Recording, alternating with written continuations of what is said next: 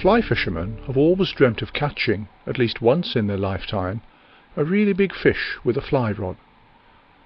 If a trout or Arctic char is going to grow really large, then it has to start eating small fish from a very early age. This is why a lot of big fish hunters have moved on from dry and wet flies, preferring to use streamers instead. A streamer being the collective name for flies which imitate small fish, the prey of the larger fish. Every year in the mighty rivers of northern Sweden, migrating trout weighing several kilos are regularly caught. Jakob Jonasson, from the village of Saxnäs, is renowned as a skillful fisherman of these large trout, having caught countless numbers weighing over 4 kilos. To learn more about streamer fishing in northern Sweden, we've arranged to meet Jakob on his home waters, the Ransa River, close by the village of Saxnäs. It's a nice place this, isn't it? Yeah. A bit shallow out there and suddenly just very deep, a couple of meters out. You got any luck here? No, not yet. No? And you? Just missed the fish down at the point, but Okay. nothing after it. What do you try with? I'm fishing with a very colourful streamer. That was a colourful streamer, yes. Pink and white and pearl. Yeah, totally different from the flies we looked at earlier. Yeah. Jakob, do you have different strategies for streamer fishing after Arctic char compared to brown trout fishing? Yeah.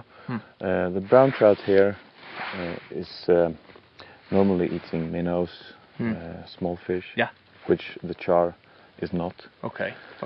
So I don't want to imitate a bait fish. I want to create a reflex bite from the fish. So I use colorful flies, and I fish them, as you have seen, very fast. Yes. So it's more of lures that you use when fishing for Arctic char. Okay. And I have to present the fly for maybe 20 fishes before one of them bites. All right, really. I have seen you, like you said, retrieve the fly extremely quick. Yes. And it's a good way to create those reflex bites. Yeah. The fish don't have very much time to look at the fly, and you can get that. Get some attractions, and they're following. Yeah. It's interesting. Very, very different from fishing after brown trout, isn't it? It's very different. Yeah. No imitation at all. No. Just lure fishing. Oh, interesting. But sometimes very effective. Yeah, I've seen that. I have tried with this black woolly bugger, but you would say that this is definitely not the colours you normally use when fishing for char. No, to me that's a brown trout fly. And, so maybe there was a brown trout that took my fly out there then. Yeah, maybe. I will go down to see at the point if I can meet another fish. Yeah. Okay. Will you continue here? Yeah. And give it a try. Yeah. Okay. See you later. See you later.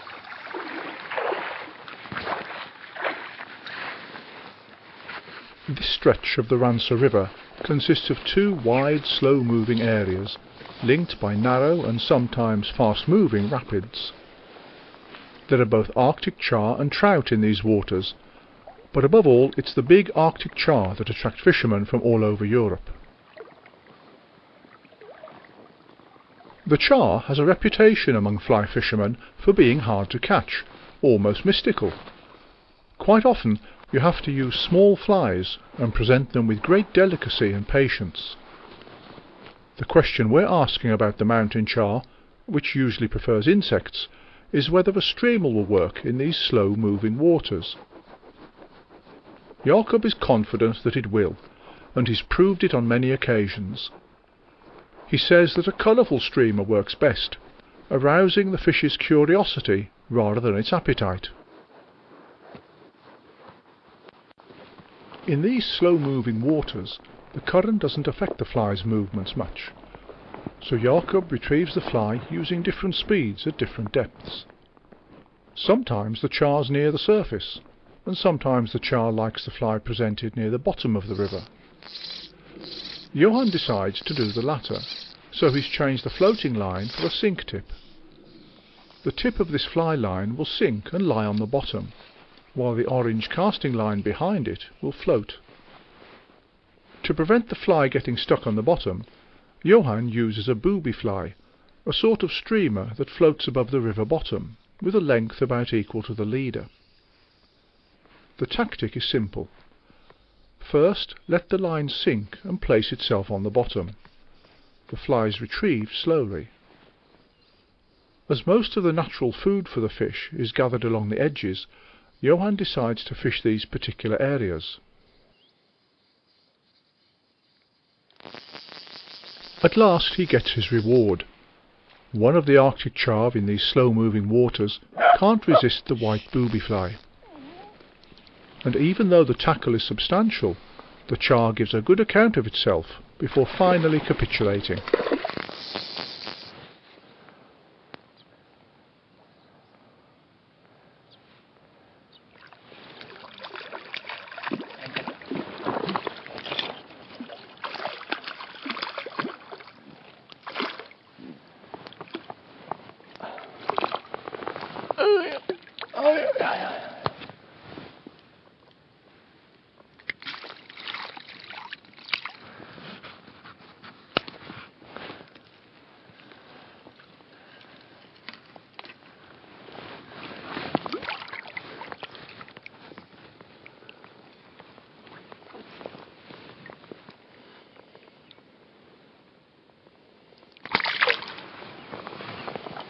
In the Ransa River's slow-moving waters, the rules are strict.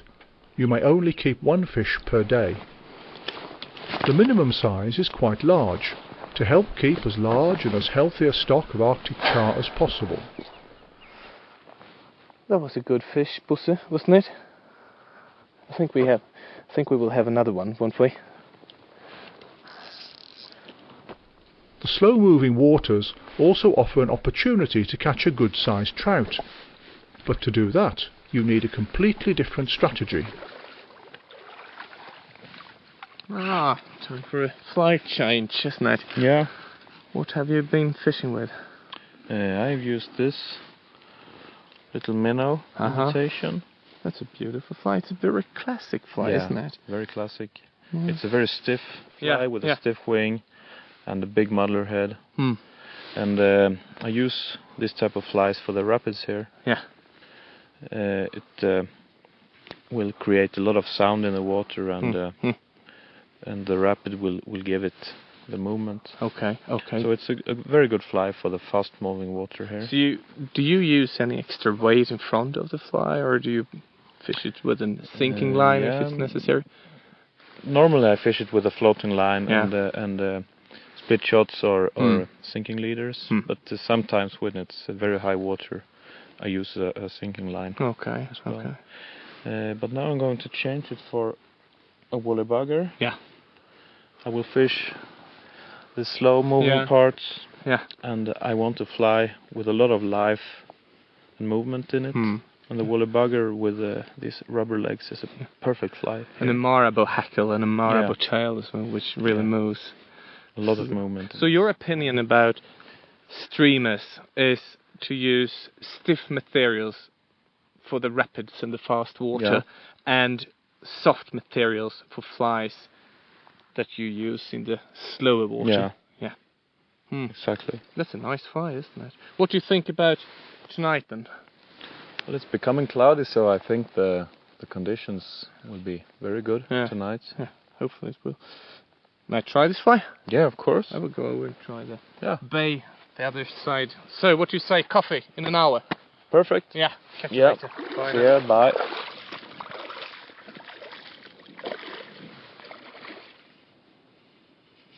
The summer days in Lapland are long, and the difference between night and day is often unclear. And even though there are lots of Arctic char and trout in the slow-moving waters, none of them seem interested in taking our streamers. In contrast to the char, which often swims in small groups, the trout is a lone hunter. And it's also shy and easily spooked, which doesn't make fishing in daylight any easier. As day becomes evening, some of the Arctic char start to get active near the edge of the current by the inlet. Time to change tactics. The sinking line is replaced by a floating line, and a much smaller and lighter streamer, hook size 12, is tied to the leader. It's often worthwhile to just sit and wait for the fish to come closer. But these char show no sign of changing their usual feeding habits.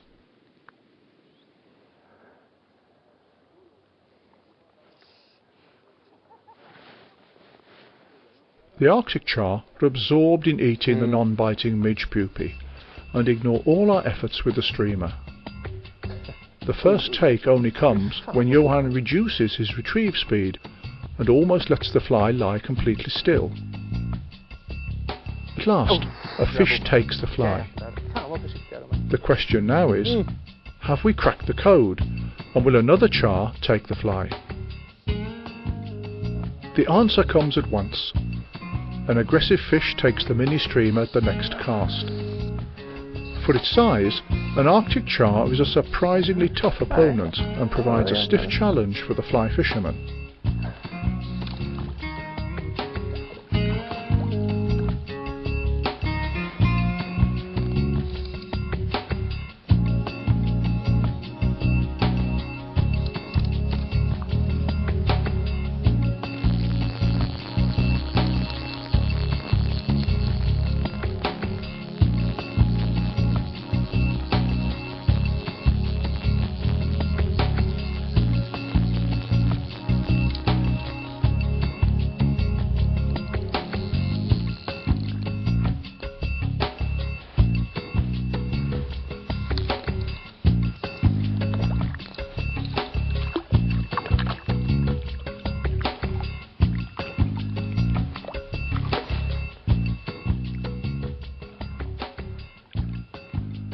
Johan puts the fish back quickly so he can try to catch one of the larger char that can be seen feeding along the edge of the current.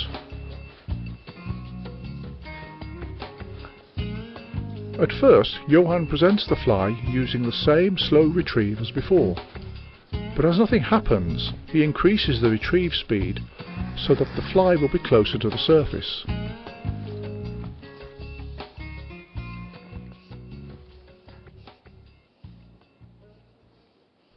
The take is really fierce.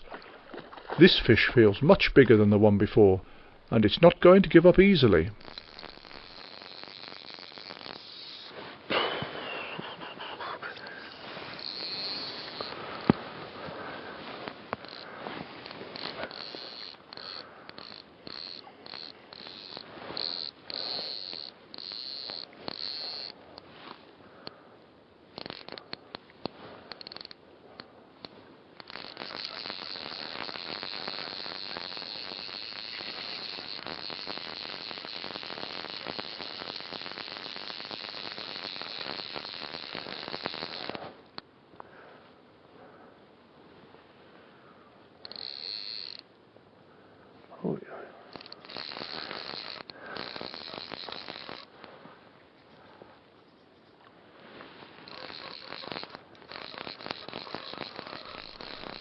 But after fighting for a while, it starts to move in smaller and smaller circles, a sure sign that it's ready to be netted.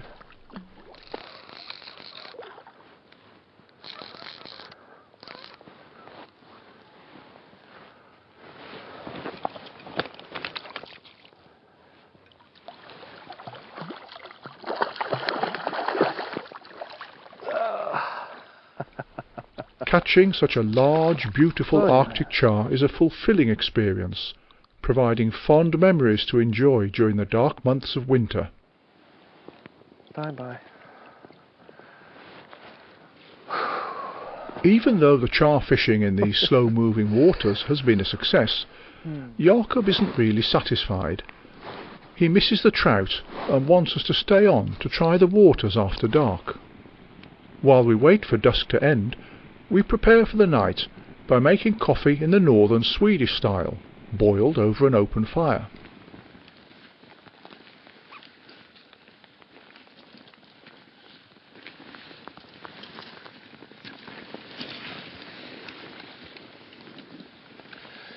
So Jakob, you have been fishing this water for several years, and I don't know anyone that have caught so many big trouts that you have over the years. What would you say are the most important things to think of to become a good trout fisherman? I would say that the most important thing is to be careful. Very, very careful. When you approach the water, don't step on any rocks or disturb the surface. So you don't just wade out into it? No. Big trout is a very, very spooky fish. Almost like another species from the small trout. Yeah. And they are very spooky. I would also say that a very important thing to do is to use the dark hours. Okay.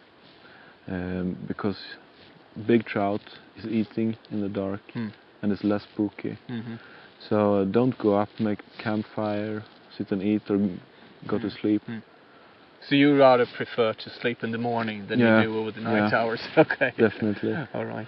So when you have found a good spot that you really believe in, do you stay there for a long time and work? No, absolutely not. I would say that it's very important to fish a spot with few casts, to make very, very little disturbing on the water, and be careful. Few casts and then move away. So if I would add all those advices to one keyword, that would be stealth approach, wouldn't it? Yes, absolutely. Yeah, okay. Look there. Yeah, there it is. Maybe baby. Let's see. Prime time for fishermen who want large trout. That's night time, according to Jacob.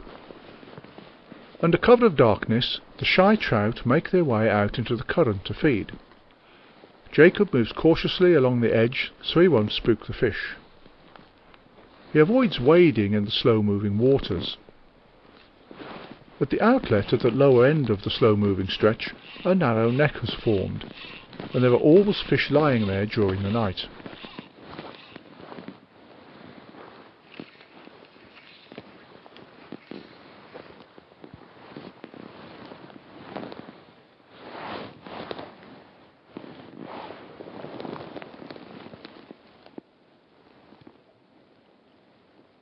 The fly, a large, heavy sculpin imitation, is retrieved slowly.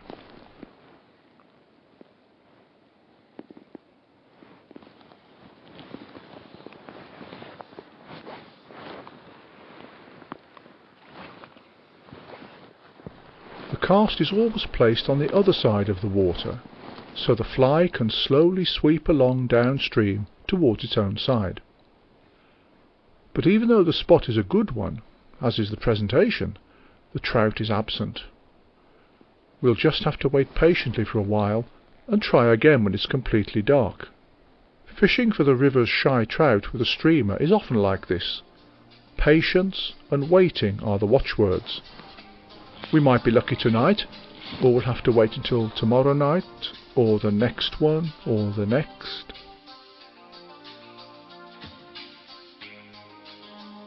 The mists over the water thicken as the last shades of dusk disappear. And suddenly, exactly as Jacob has predicted, a trout takes. There's a special feeling about playing a powerful trout in the darkness. You don't have the same control as in daylight, and you can only hope the fish doesn't go round a rock or rush too far away downstream. Jacob puts a lot of pressure on the trout to try to get it into the edge as fast as possible.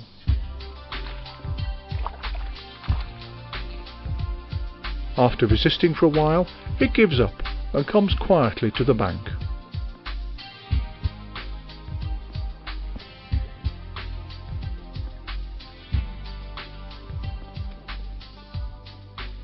During our visit to Lapland, we've learnt a lot about fishing for trout and Arctic char with streamers. You can catch both of them, but with very different methods.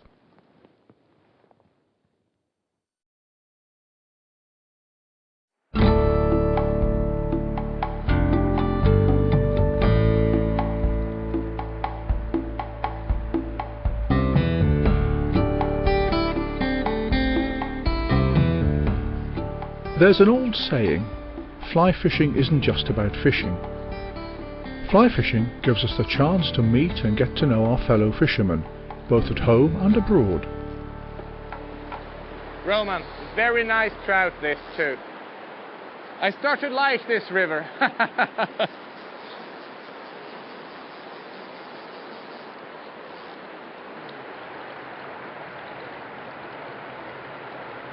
Try to get him out of this run, because he's spooking all the others, alarming the others.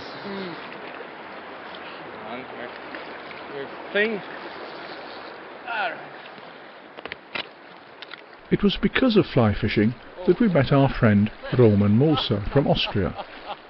Roman is well known throughout the world of fly fishing, not only because he's an expert fly fisherman, but also because he's a prolific innovator of fly designs, fishing methods and equipment.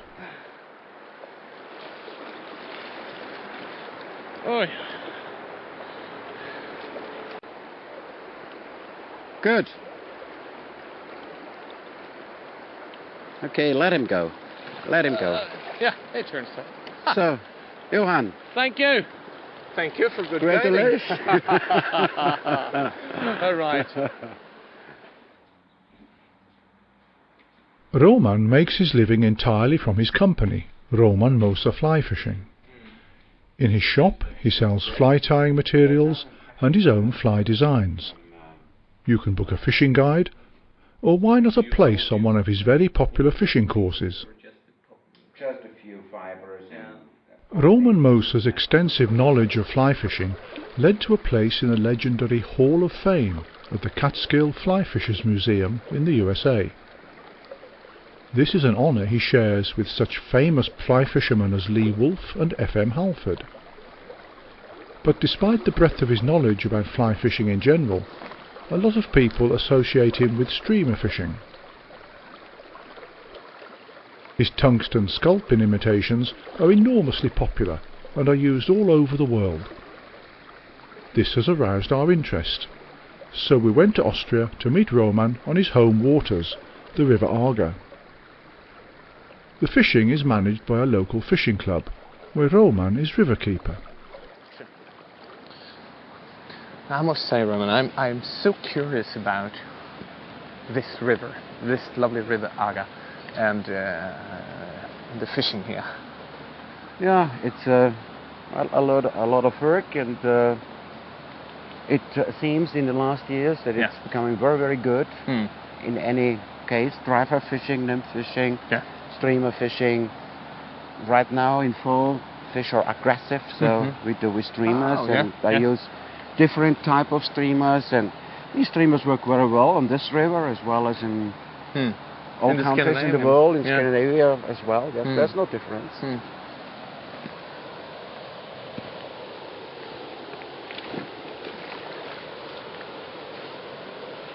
Wow.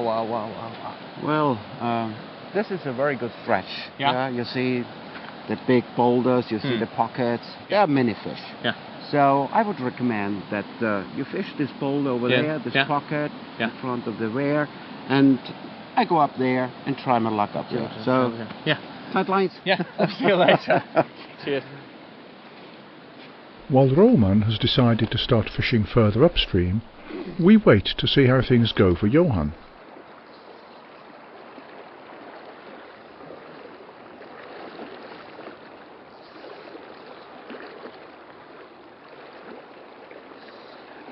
On the other side, the current's slow and is home to lots of exciting lies, and the boughs of trees spread widely over the water provide good cover for the fish to lie under. These two factors indicate that there should be fish here. It's a really wonderful feeling to be fishing in this Austrian pearl, even more so with Roman Moser himself at your side.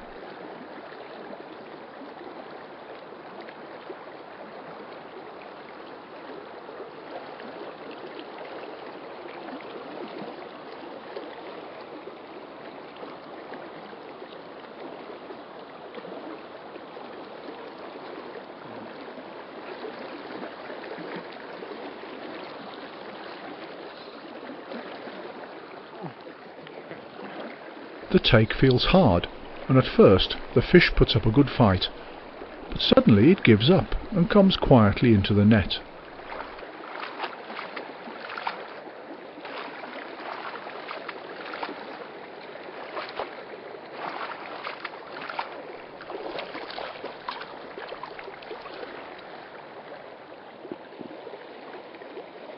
This is one of the river's wild trout. It's taken the streamer, hoping for a good feast.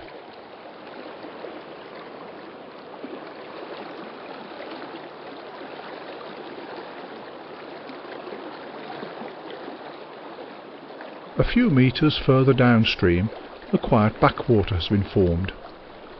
Johan casts his fly straight at the backwater and tries to get the fly to pause a while before the current takes it out into the central channel.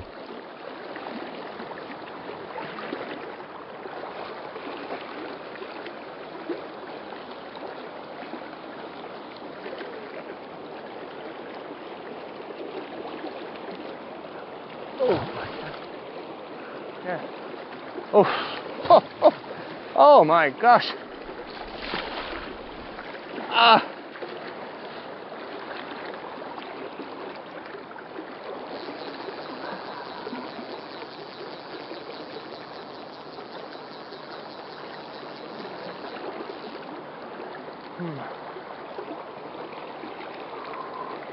The strength of these powerful jerks indicates that this fish is much bigger. To prevent the rainbow trout from getting away when it jumps, Johan keeps the line taut all the time. If there's any slack, then there's a risk that the barbless hook will come loose.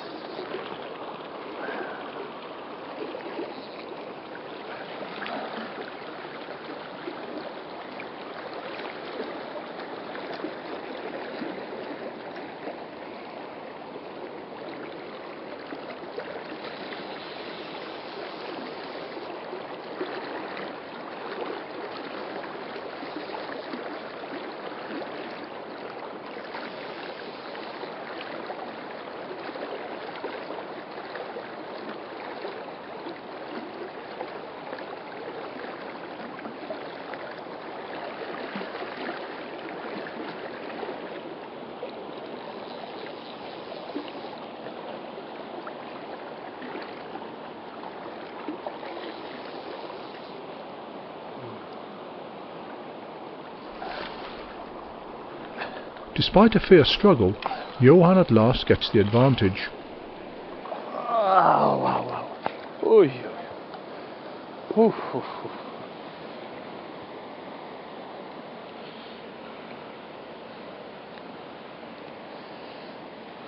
The rainbow is in perfect condition. After a brief rest in the net, it's returned to the river. Thank you.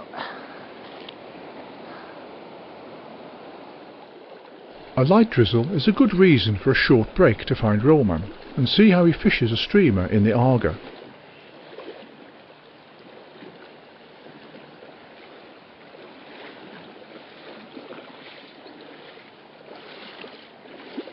Hello, Johan. Yeah, it's been going. My friend. Yes.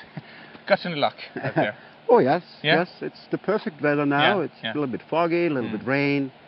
Perfect for streamer fishing. Beautiful river. I have seen a couple of small upwings out there, but I haven't seen any fish rising for them yet. Oh, a few small fish are rising, but the biggest want bigger food, so they stay more down and looking for some bait fish or something like that. Something like that. So what would you think that we will catch them with today?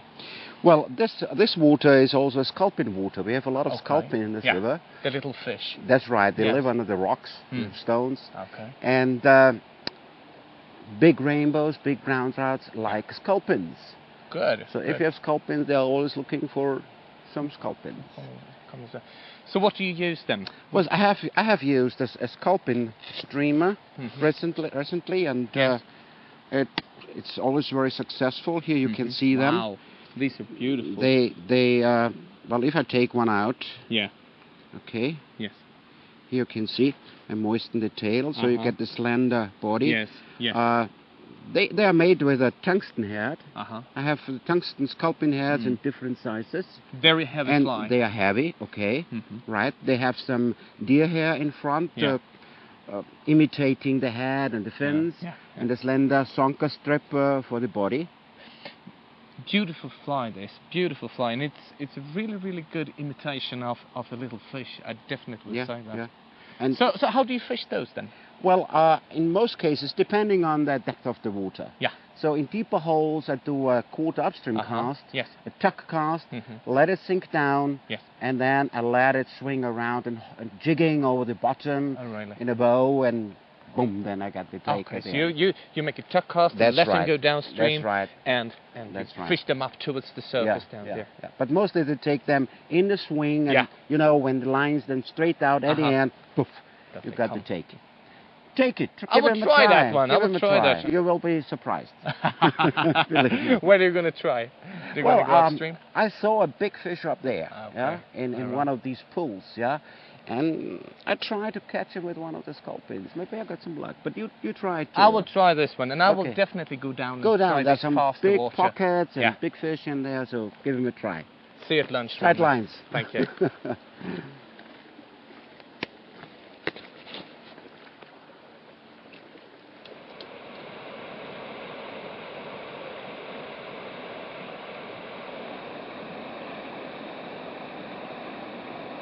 At one spot the river narrows to a fast, heavy stream.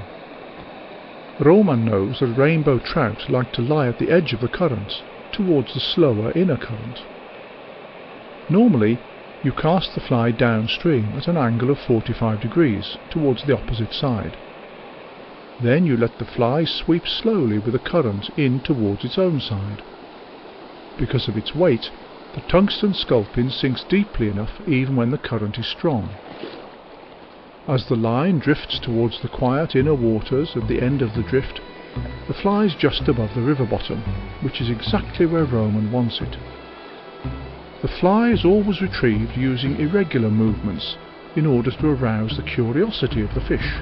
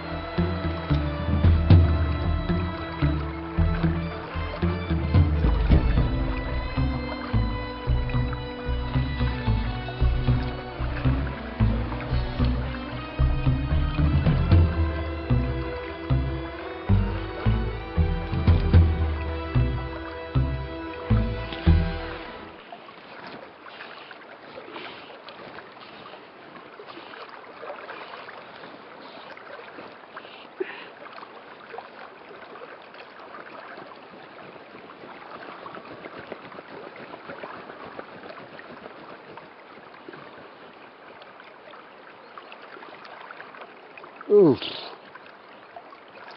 Big rainbow, boy. Ooh, huge. Huge.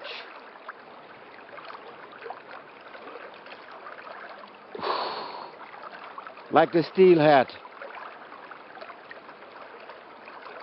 Every year on the Arga, a few really big male trout are caught. Perhaps one of these has taken Roman's sculpin.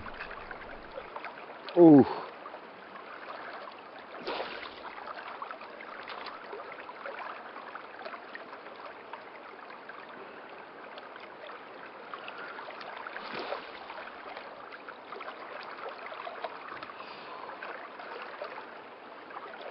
A big male.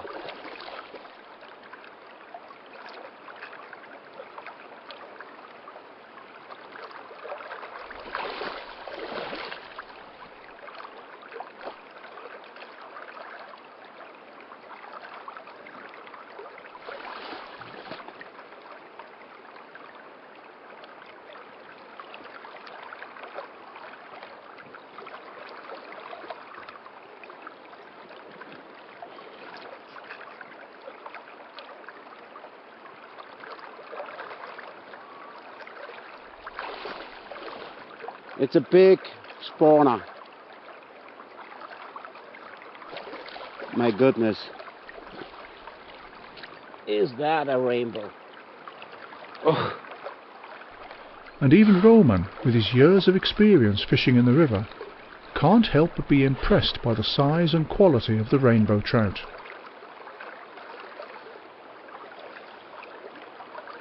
Perfect. Perfect.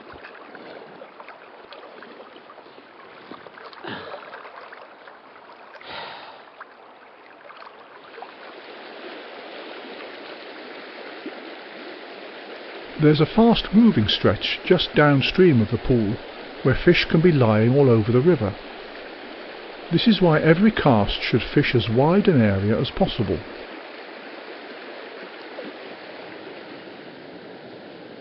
Roman tries the middle of the river first. He keeps in close contact with the fly all the time by retrieving slowly. And he gives the fly extra life and attraction by constantly shaking the tip of the rod. When the cast has been fished completely and the fly is hanging straight downstream, Roman continues to retrieve the fly, varying the retrieve speed along the nearer side.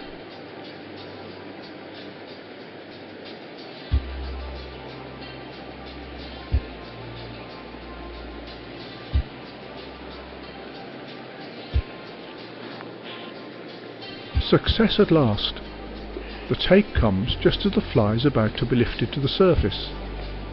The rainbow trout uses the fast-moving current to his advantage.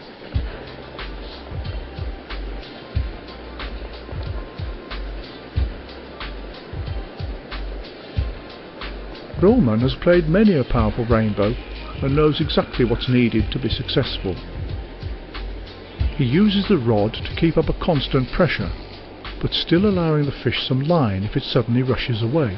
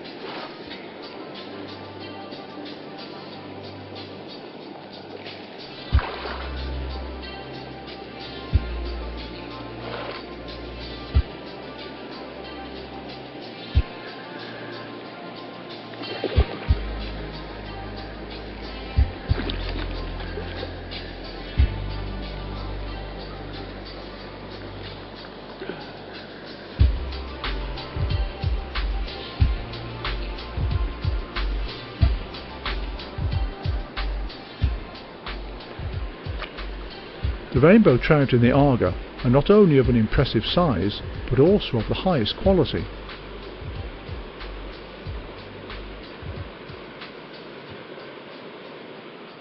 So, how did you do with this heavy fly?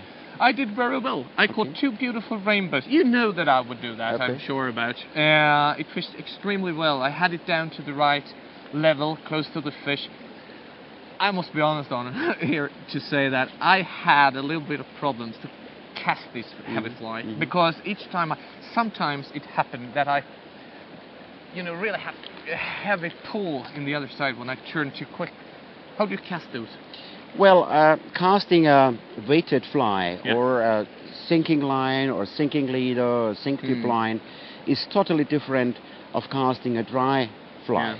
Oh, for sure. Because on dry flies, you do the forward cast before the whole line has stretched out.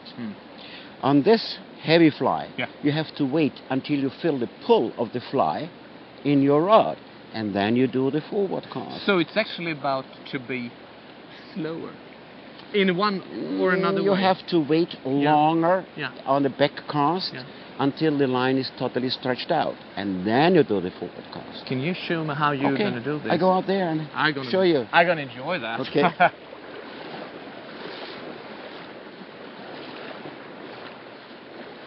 When casting a heavy fly, you have always wait at the end of the back cast until you feel the weight of the fly in the rod So if you see on the rod, if you look at the rod, you can see how the weight hits and bends the rod and the back cast. Now you see, and then you do the forward cast. Back cast, weight, forward cast. Back cast, you wait, forward cast. Don't do it earlier. If you do it earlier, everything collapses and maybe the fly will hit your head. So wait at the end of the back cast until you feel a weight, and then you do the forward cast. Wait, forward cast and go over. And there's also one thing. Don't stop too early with your rod tip. If you stop too early, maybe the fly or the leader will hit the tip of your rod and will break it. So after you did the push, go down with the rod tip. Wait, forward, go down. And then you let it sink and move it around. That's the way to do. To make it comfortable to cast with a heavy streamer, you need to cast in the same tempo as the fly moves. During the back cast, you let the fly move backwards together with the fly line. Before the forward cast is started, you must wait for the back cast to be completed, so that both the fly line and the leader have stretched out completely. This means that the line must be fully stretched between the tip of the rod and the fly before the fly can be cast. The same principle applies to the forward cast. The entire line must be stretched out taut before the fly can be cast backwards. Something worth considering is to try to cast the fly using as few blind casts as possible. This reduces the risk of the rod, or even worse, you, colliding with the heavy fly.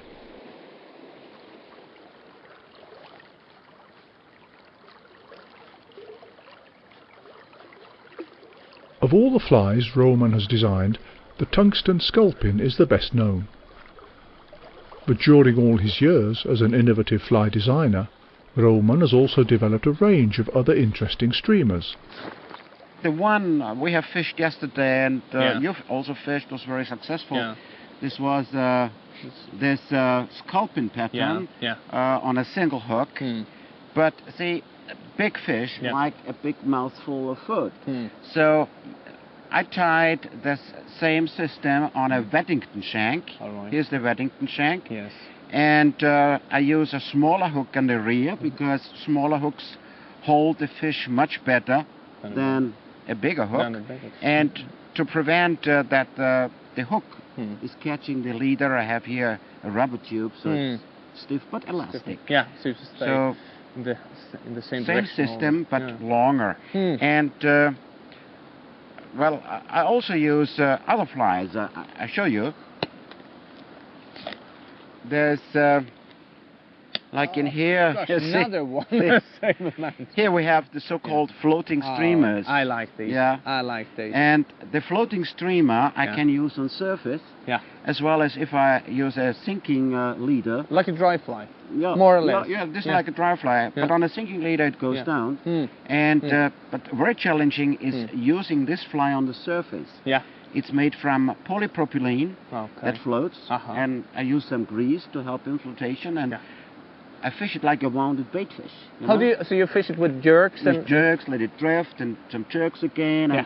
And the challenging thing is when the big fish comes up and takes that fly with a big splash. Oh, that sounds like music in my ears. That's the one. You can make these flies very long and make them very long for pike fishing as well. And the advantage also is because it's soft. So when the fish is taking this streamer fly, he holds it long in his mouth. Keep it in the mouth. And that's the advantage. But for big fish also, I show you on a tandem hook. It's a thing that's very successful. That was a big thing. It looks like a worm. It's called the snake fly. Oh, right. Yeah. It also has a tandem hook, small hooks with a tungsten head. Yeah. And this fly is also very successful on the Baltic Sea when these sea worms are spawning and coming up. Yeah. For the sea trout. Oh, sounds good. I make them also big like that for pike. So it's a different type of chenilles I twist together with this gel spun polypropylene material, and it's a very selective, it's very good fly. And there's another fly as well with tandem hooks. I call it the shiner. Yeah. It's pretty fly. Yeah. Very, very pretty fly. It's a synthetic clear fiber mixed up with some pearlescent fiber. Yeah. Also with 2 tiny hooks. And it also imitates a bait fish. And it's a perfect fly. And still you have the metal head to get it. I still have the metal head to get it down, to get this jigging motion, you know? So when you fish these 2 flies and your ordinary scorpion, I've seen that, but do you still fish those flies in the same manner that you present your ordinary scorpion? It depends how deep the water is, it depends on the current. Yeah. If I have deeper water, I cast upstream, let it sink. I cast it also in a tuck cast, so the fly goes down, can sink. Then I mend, and then I let it run over the bottom in short jerks toward me, and if the water is too fast, I go down with my rod tip to the bottom and strip in the line, and then I got the trick. So give it a try. I will do that. Definitely will. I will go down and see in the pockets downstream. Try it down there. Yes. Okay. See you at lunch then. See you. Bye bye. Cheers.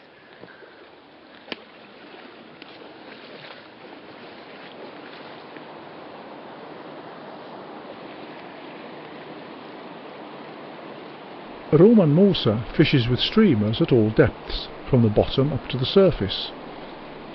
Roman's speciality is to fish using a floating streamer with a sink tip line, a method he enjoys a lot.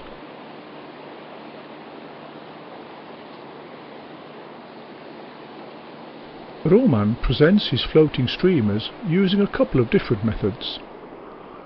One way is to make a diagonal upstream cast, so that the fly drifts freely for a few meters. At the same time, lift the tip of the rod so that as much of the fly line as possible is above the surface.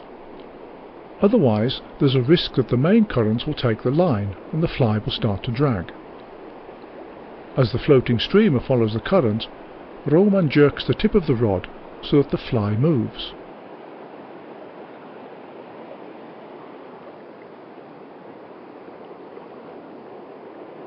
The most common method is to cast the fly diagonally downstream. Then the line is lifted above the surface of the water while the fly is fishing the other side of the current. Roman then lets the current take hold of the line so the fly is swept along downstream. As the fly travels with the current, he keeps it moving just under or skidding on the surface.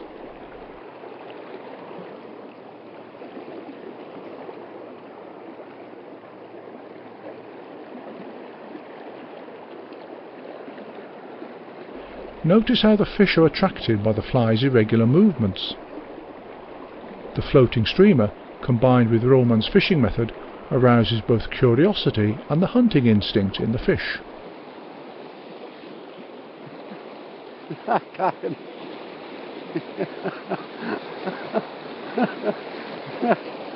That's fine.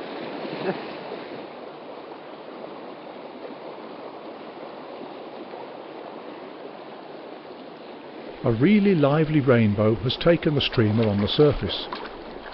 To avoid tiring the fish unnecessarily, Roman plays it quite hard, so that he can return it to the river quickly.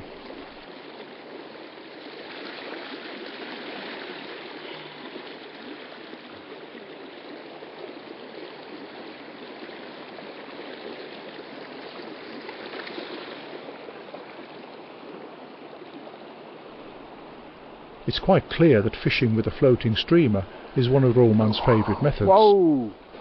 Whoa! Every time a rainbow trout follows the fly out into the current, his smile just gets broader and warmer.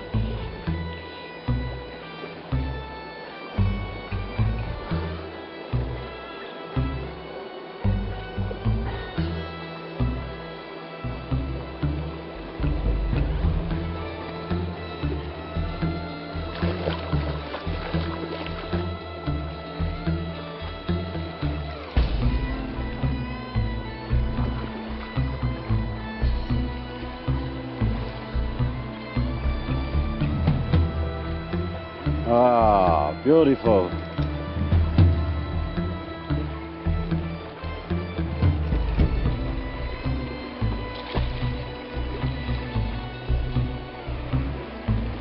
Another take.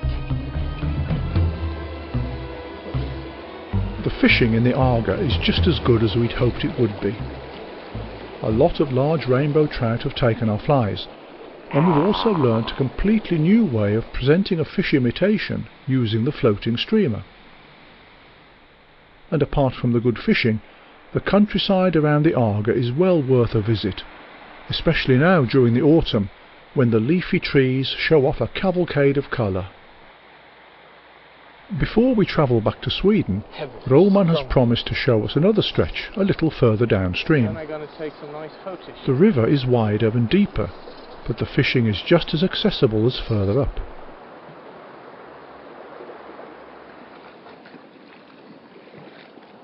Oh, we give him a try here. It's very good fishing here in this run and cast to the other side to the bank. And okay, let's try it. It's like a nice deep good. run. Yeah, okay. I will try with this sculptor fly. That's okay. I have my floating streamer, so we will see if they go on the bottom on the surface. Right. The main current runs close in on the far side, so you can expect most of the fish to lie there.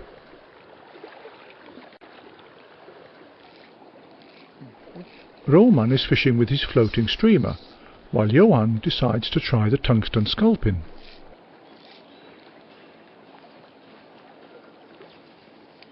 Position the flies as close to the other side as possible. As we expect the fish to be lying in the main current, there's no point in letting the flies fish over the entire river. The flies can drift for a short distance before making a new cast. Oh, there we go. Good. There we go. You got one. Oh, that's a good trout. Perfect. That is a good trout. As has happened so many times previously, Roman's tungsten sculpin is the first attempt one of the rainbow trout to take. Wow. It was just behind the stone, close to the shore where you said they were. Yeah. Wow. They hardly move. Yeah. Well, trusting on his power and weight. Yeah. This is tremendous.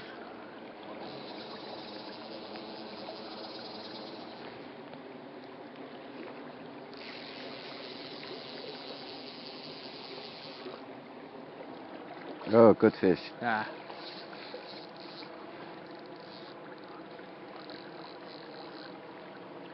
Well, yeah. That is a good fish too. Yeah. It is a very, very good fish.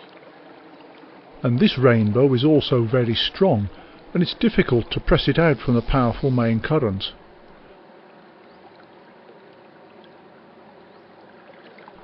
But in the end, Johan can net the last fish for this trip, a beautiful rainbow, a fitting finale to a very interesting visit to Roman Moser's home waters. Oh, look at that fish! Your net is too small. Definitely too small. Yeah. Shall I keep your rod? Please. Yes, I will. So you can release him. These barbless hooks, they are fantastic. I was nearly looking at that, perfect in the up there. Show the fish to the audience. Nice. Good. Perfect. Roman. Perfect. Give me a high five. Okay. Thank you indeed. It's been very interesting to see all those flies and techniques there. So connected to you, Roman, particularly the sculpin I was very fond of, and the floating streamer. And I now make my plans for the days when I'm gonna come home to River Tidan, my home river, and I definitely gonna try these patterns there. And I'm very sure of that the floating streamer would do fine, definitely. Well, you give him a try at home. You give him a try at home.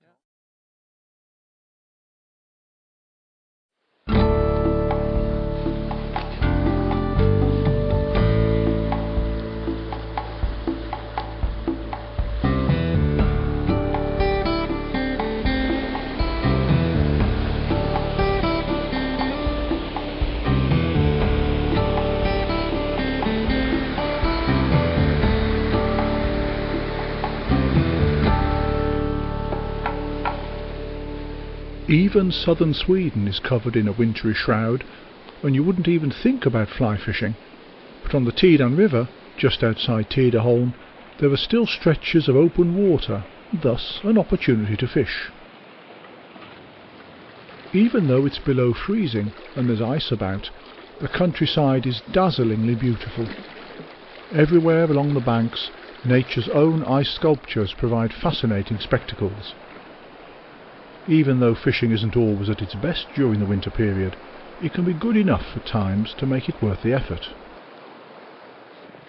Fly fishing with a streamer during the winter is a very different matter to fishing in the summer or autumn. In order to be successful, you need to know some of the most basic differences. Johan, who's been fishing the Tidan all his life, knows just what's needed for success during the coldest winter months. In the winter, the fly fisherman normally stays indoor, tying flies or prepare their upcoming season. But some fisheries are still open, like here in Tidan Baltak, where you can fish all year round. And if the weather conditions are like today, with 1+ degree, it's quite nice to come out and give the winter fishing a try. But winter fishing, compared to summer fishing, is totally different. And it's particularly 3 aspects that we have to think of. And one of those, the first one, is, of course, maybe the most important one, is the water temperature, the low water temperature, close to 0. The trout's metabolism is extremely low, and that means that they hardly feed anything at all, and they mow very, very, very slow. Second, it gets closer to spawning, and particularly the cockfish get more aggressive, and normally I try to fool them with very colourful flies in that period, and those colours are orange, red or yellow. And the third aspect is that rainbow trout nearly all over the world get interested in fish egg in this time of the year. So I fish with 2 flies now. I have one streamer, orange streamer, colourful, and with New Zealand tackle I have tied in a little fish egg just behind there. So let's see which of those 2 flies the fish will be interested of today. So I will give it a try in the sim between the fast and the slow water out there. It's going to be really cool in the water. There are lots of fish in the classic home pool all year round. During the summer, the fish prefer to lie in the current, where the water's oxygenated.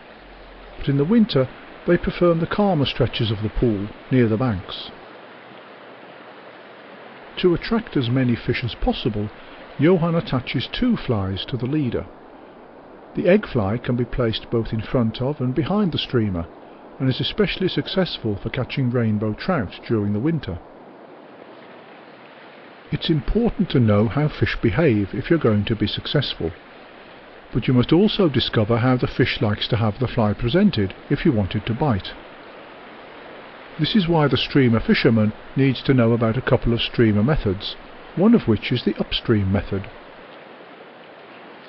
When wet fly or nymph fishing, the downstream or the upstream method are equally used. But when streamer fishing, the upstream method is quite unknown, I guess. And these fishermen that I have seen practice it have found it quite difficult to do it in a proper way. The upstream presentation with streamer is fairly similar to the upstream presentation with nymphs, but with one great difference.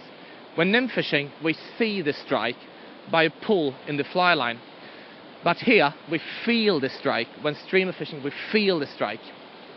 The technique is about to cast the flies in 45 degrees angle right upstream, and then let the current take the fly line and take it downstream. Meanwhile, we jig the fly towards us by jigging the rod tip up and down.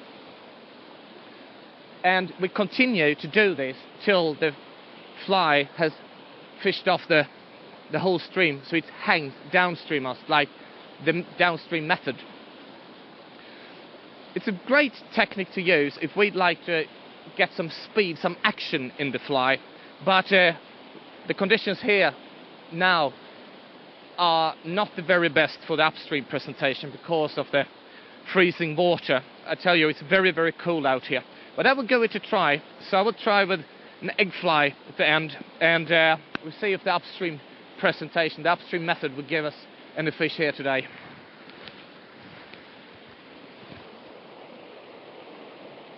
Begin by casting the fly upstream at an angle of 45 degrees. When the fly lands on the surface, make a downstream mend so that the line is downstream of the fly. You'll have to mend the line a few times, otherwise the fly will start to drag, which means that the current takes the line and forces the fly away from the area you want to fish. When the fly has passed your position, let the drift continue until it stops straight downstream.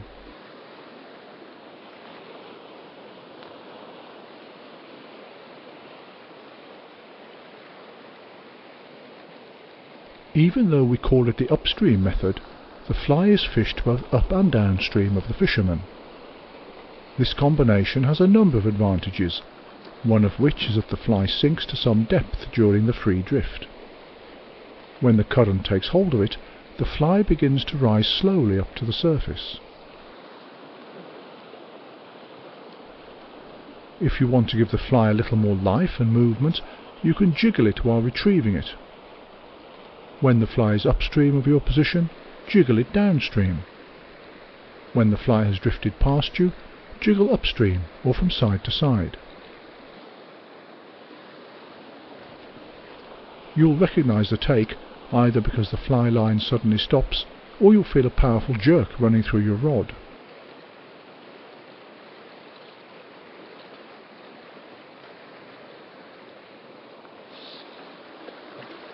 The upstream method, combined with jiggling the fly while retrieving, doesn't seem to be working today, perhaps because the flies are moving too quickly in the water. So Johan changes tactics and lets the streamer and egg fly imitation drift almost completely free with the current, in the nymph fishing way. But to make sure he feels a take, Johan steers the flies slowly downstream. When the flies pass by in front of Johan, he carries on retrieving them carefully, but now directly against the current instead.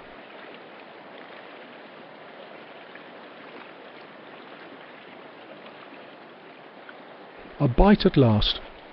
The fish took just as the fly had left the bottom and started slowly to make its way up to the surface. Ha! Oj, oj. Jag satt den.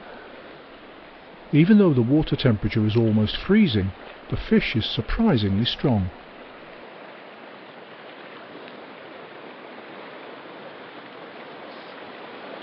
Oj, oj, oj, oj.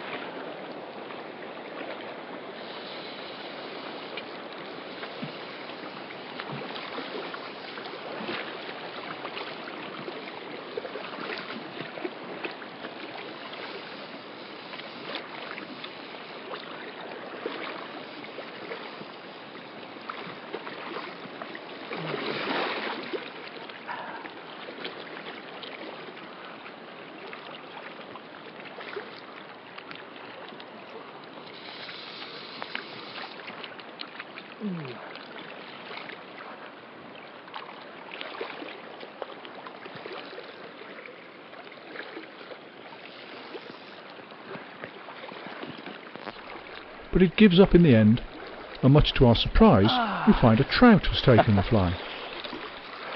Normally, brown trout are fairly quiet during the winter, unlike the much more active rainbow.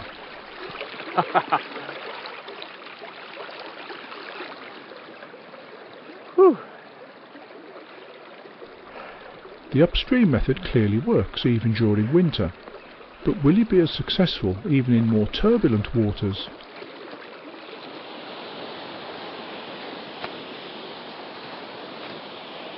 We make our way upstream to the furthest limits, at the waterfall. During the summer there are always plenty of fish lying here, but the question is, will they still be there when the water is much colder?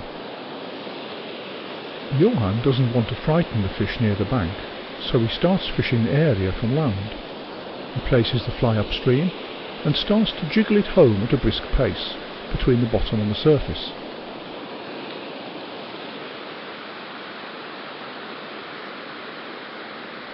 And immediately one of the river's smaller rainbow is interested and takes the fly.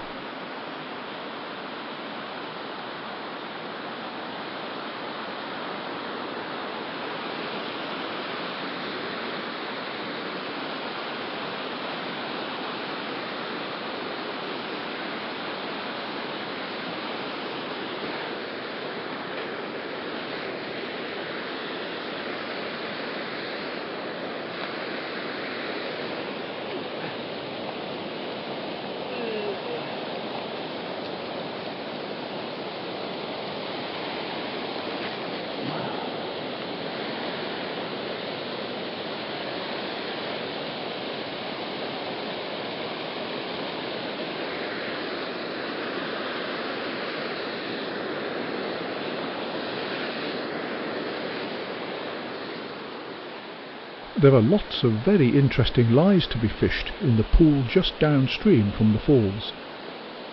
The most tempting area is along the far side of the pool, which hasn't been fished for ages.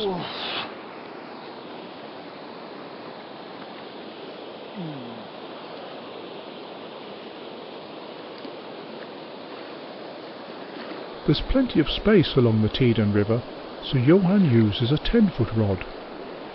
A long rod makes it easier to mend the line and guide the fly out into the current. To be able to fish with heavy streamers, such as the Roman Moser tungsten sculpin, you need a somewhat sturdier rod for weight 7 or 8 lines. It's much more difficult to manage big, heavy streamers with a rod designed for lighter lines. Fishing at the falls is a slow business, and the low water temperatures means that Johan must soon go to warm himself up. Just downstream from the home pool we find another interesting stretch of the river. Along the middle of the river and down towards the bridge it's too shallow for fish. Instead we follow the main current close to the right-hand bank, where it's deep enough for fish to feel at home.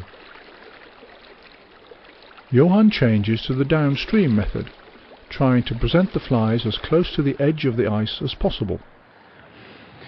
In the Swedish Lapland and in Austria, we met two very well-educated streamer fishermen, Jakob Jonasson and Roman Moser, who showed us their special techniques for streamer fishing. But maybe the most commonly used technique for streamer fishing is the downstream method, that normally starts with that we cast the fly 90 degrees to 45 degrees from our own position, and then thereafter let the fly follow the stream downstream towards the fish lay. Well, there we stop. We can either hold the fly in the water or start to retrieve it. And now in the winter time I retrieve it so slowly, because that is the key. Normally a problem that a lot of people have when winter fishing is that they retrieve the fly too fast. So a very slow figure of 8 retrieve like this. 99% of the bite will be discovered like a pull in the fly line, but every now and then we can see the bite on the fly line on the water, and therefore I use my favorite fly line for these situations. Very fast thinking shooting head, very fast thinking, and a very bright running line like this one, because this bright color will be easy to discover towards the black surface. So this is my favorite line for these conditions.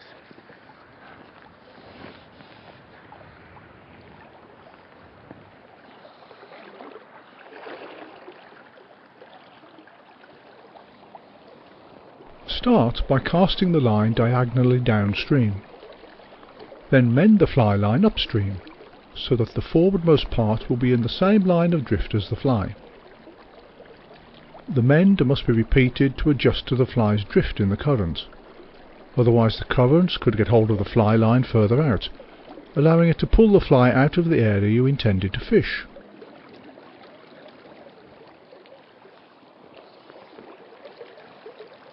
The downstream method lets you fish an area in different ways. If you want to keep your fly over the same area for a longer period, then use the direct downstream presentation method. Cast the fly almost directly downstream, towards and over the spot you want to fish. Then steer the line and the fly with the tip of the rod, so that they're always in line with the lie you want to fish. Retrieve the fly using either the hand twist or the normal method against the current. If you're fishing the deep channel, where the fish are lined up along the edge, then the direct downstream method is best.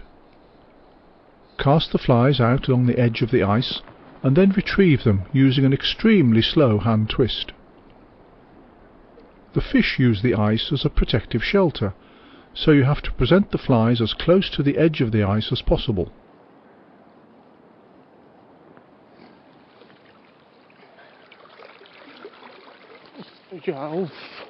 The tactics work. The fish takes the fly hesitantly, but eagerly enough for the take to be noticed. To strike, Johan pulls the line quickly with his hand, instead of raising the rod. If you raise the rod and miss the fish, then the fly is pulled away from the interesting hotspot. During the fight, the trout tries to take cover under the ice. The tip of the leader is scraping worryingly against the sharp edge of the ice, and can be cut off if we're unlucky.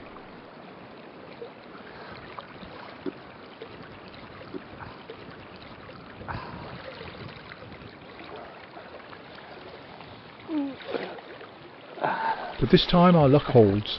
The leader survives, and yet another beautiful stream of trout can be netted.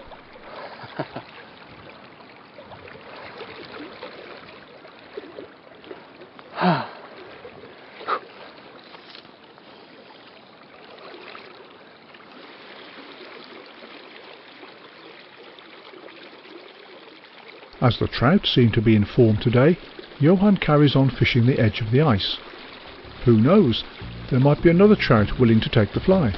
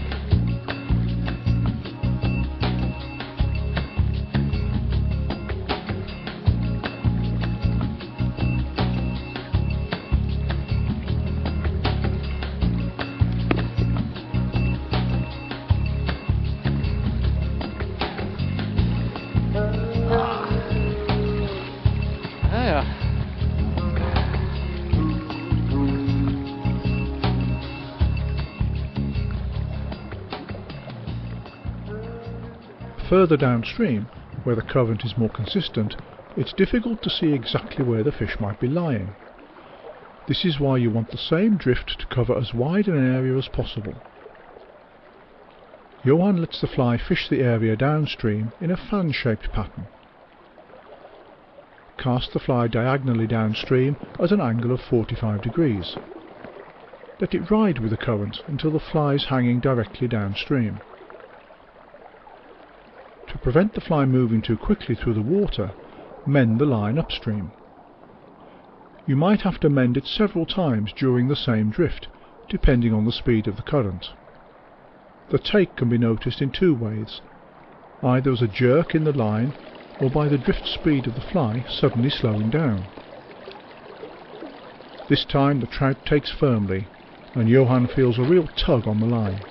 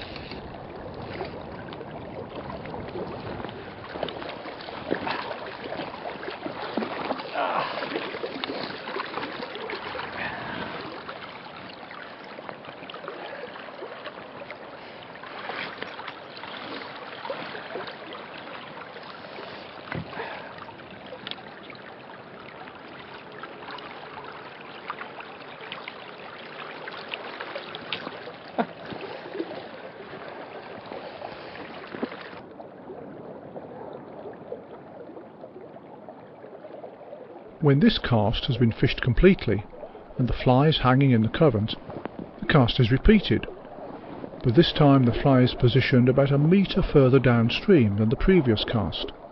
You then continue in the same way, covering a new area a further metre downstream with every drift. As the fly moves against the current, it's automatically pushed up towards the surface.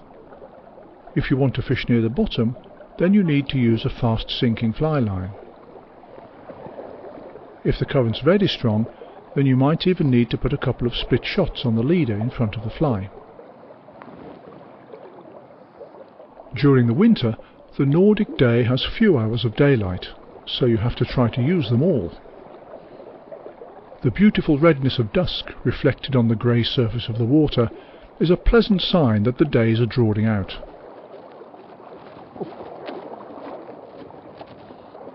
This next take feels much stronger than the previous ones. Has one of the river's larger fish woken up?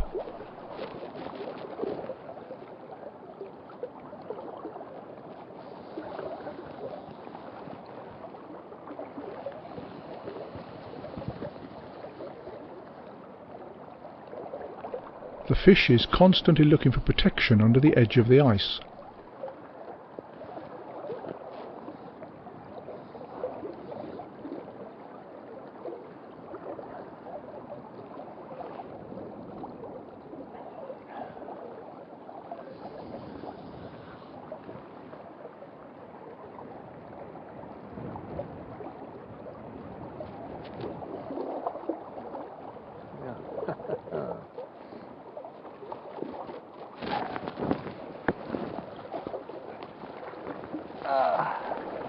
It's a rainbow trout, a beautiful fish that's been lying in the river all winter. It's taken the egg fly, a type that's used in winter both in Europe and the USA, to fool the rainbow.